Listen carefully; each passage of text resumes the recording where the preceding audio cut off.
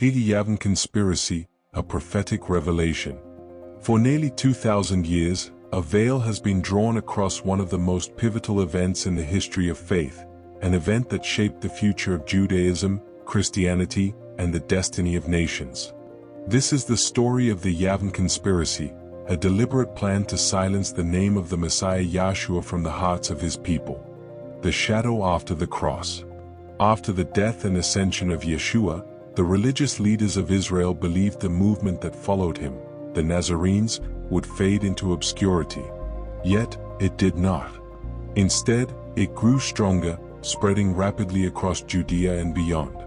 Desperate to halt this rising tide, the elders began plotting to crush the movement once and for all. But before their plans could unfold, the world shifted. In 70 CE, the unthinkable happened. The Second Temple was destroyed, Jerusalem was reduced to ashes, and the Jewish people were scattered into the nations. From the ruins of that tragedy rose a new center of power, not in Jerusalem, but in a coastal town called Yavneh, the birthplace of rabbinic power.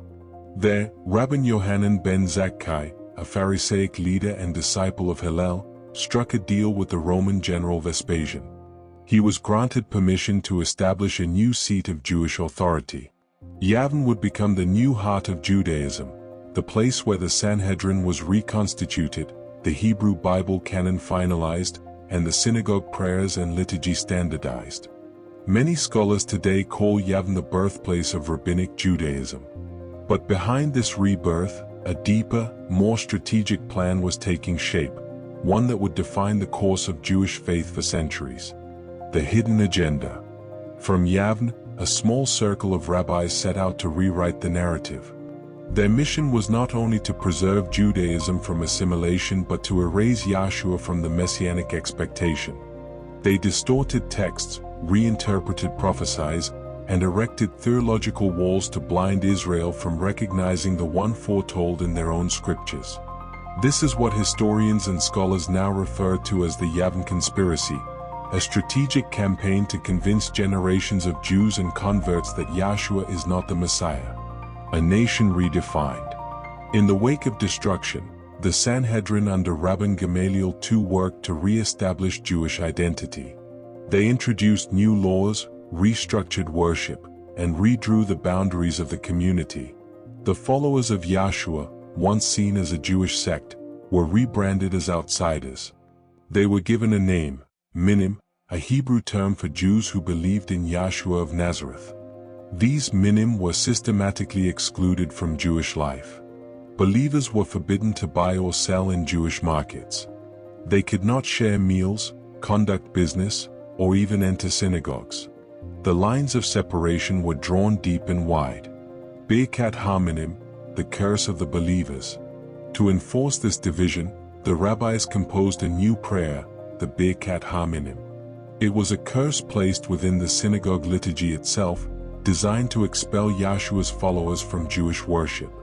Anyone who hesitated to recite it was immediately exposed as a Nazarene sympathizer. The message was clear: those who confessed Yahshua could no longer be considered part of Israel. A prophecy fulfilled. Centuries before, Yahshua had foreseen this very moment. In John 16 verses 2-3, he declared, "They shall put you out of the synagogues. Yea, the time cometh, that whosoever killeth you will think that he doeth God service. And these things will they do unto you, because they have not known the Father, nor me." This was not merely history, it was prophecy unfolding in real time. The global backlash. As the gospel spread throughout the known world, rabbinic authorities sent emissaries and letters warning synagogues to guard against the Nazarenes. Documents such as the Acts of Pilate even reveal admissions of attempts to bury messianic truths to prevent division within Jewish communities. The struggle intensified. The Nazarenes continued proclaiming Yahshua from the Tanakh itself, proving he was the fulfillment of the prophets. Thousands were turning to faith, and rabbinic Judaism was losing ground. A mystery in God's plan. Yet, even in this resistance, God's hand was at work. The Apostle Paul warned the Gentiles in Romans 11 verse 25 not to grow arrogant, explaining that a partial hardening had come upon Israel, a divine strategy allowing the nations to enter covenant relationship with the God of Israel through Messiah. What seemed like rejection was, in truth, a doorway, a space in history where the nations could be grafted into the promises once given to Abraham, Isaac, and Jacob. The echo of Yavneh today. The effects of the Yavneh Conspiracy still echo through time. It redefined Judaism, shaped the relationship between Jews and believers, and influenced theological narratives for generations. But the truth cannot be silenced.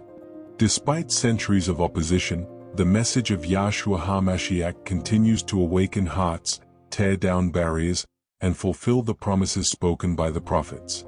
The final word. The Yavneh Conspiracy is not a tale of hatred or blame, it is a revelation. A call to see beyond the veil, to understand the forces that sought to conceal the Messiah, and to stand boldly in the truth that he has always been the promised one of Israel. The words of Scripture still ring true.